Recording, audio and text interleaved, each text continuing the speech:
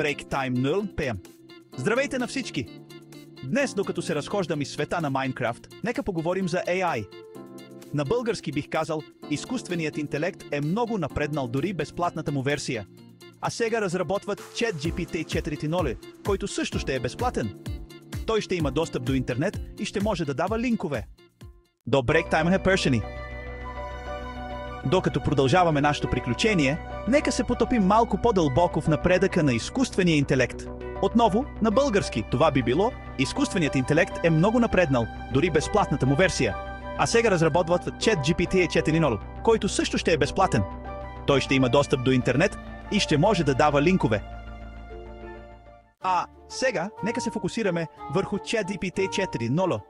Той е доста интересен, защото, както бих казал на български, изкуственият интелект е много напреднал, дори безплатната му версия. А сега разработват ChatGPT 4.0, който също ще е безплатен. Той ще има достъп до интернет и ще може да дава линкове. Изкуственият интелект е много напреднал, дори безплатната му версия. А сега разработват ChatGPT 4.0, който също ще е безплатен. Той ще има достъп до интернет и ще може да дава линкове. Това е всичко. И да, много ми харесва.